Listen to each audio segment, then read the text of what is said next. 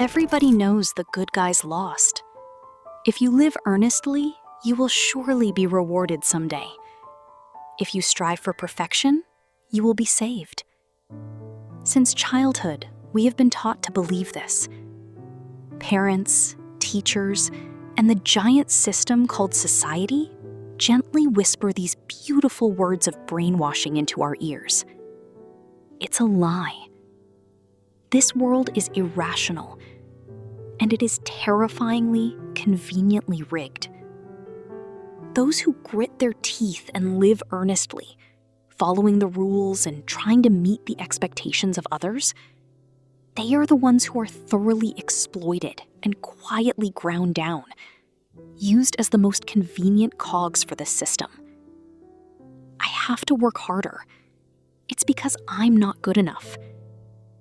In this way, the earnest, good people keep chasing someone else's right answers.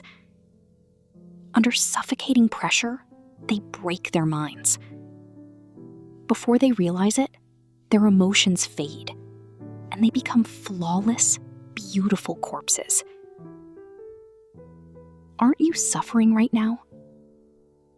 If so, throw that boring, bullshit seriousness into the trash right now.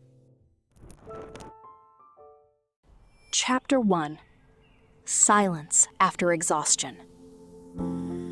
Pushing yourself to the limit, trying to meet others' expectations, running until you are worn out to the bone. I just can't do this anymore. The moment the heart quietly breaks like that, a person's way of living changes suddenly and quietly.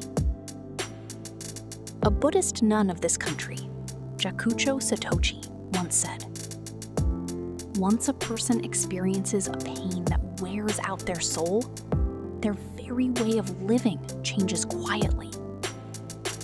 The achievements and fulfillment you held so dearly until then, the attachment to being recognized by someone, the heavy pressure to be right. A person whose heart has exceeded its limit and worn out simply lets go of it all. You no longer try to force yourself to work hard. Grand goals no longer matter. Instead, what you find is a new standard. Can I keep my mind at peace? Just that overwhelmingly simple standard.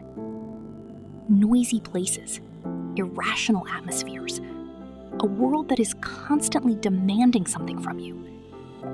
Those whose hearts are worn out and have known their true limits realize for the first time that all of those were just noise. And they quietly distance themselves, realizing this is not where I belong. It is an extremely advanced and noble survival instinct to prevent yourself from being ground down any further. If right now you were in the depths of despair, feeling, I can't try anymore, it is not an escape. It is proof that you instinctively hit the brakes so as not to become an earnest corpse any longer. Chapter 2. Discard your perfect offering. The good guys lost. In this irrationally rigged world, are you still wearing yourself down, thinking, I have to do things properly, I have to live earnestly? The seriousness and perfection the world demands of you, they are nothing but convenient offerings to keep the system running. Leonard Cohen sings, "Forget your perfect offering." You no longer have to try to be perfect. Don't care about grand goals for someone else's sake, or the right way to live. You don't have to force yourself to find meaning. You don't have to try to be positive. Jakucho laughs it off like this. Rather than straining yourself to do things properly, it's just right to relax your shoulders and not take things too seriously. Taking it easy is fine. Being unearnest is fine. That is neither an escape nor laziness. It is the most ruthless sabotage, a refusal to become a convenient offering to keep a worthless system running. It is a quiet rebellion against this irrational world, declaring, "I'm done swimming earnestly in your aquarium." Rather than becoming a beautiful, odorless corpse for the sake of others, relax your shoulders, love your own bugs, and survive irresponsibly.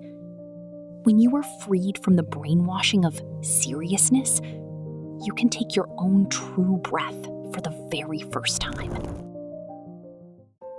Final chapter. That's how the light gets in. The good guys lost. In an irrational world, the more earnestly you try to live, the more you get hurt.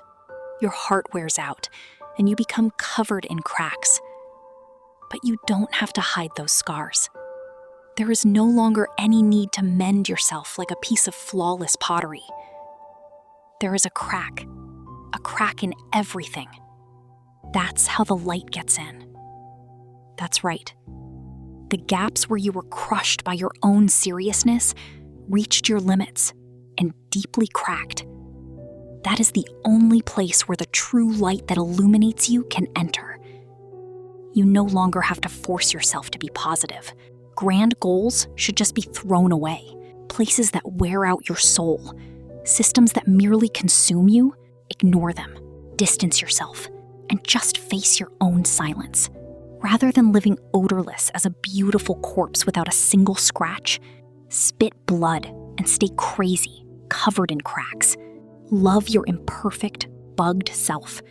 Raise your middle finger and laugh it off, because that is the genuine shape of you, the one you finally obtain after conquering your own seriousness.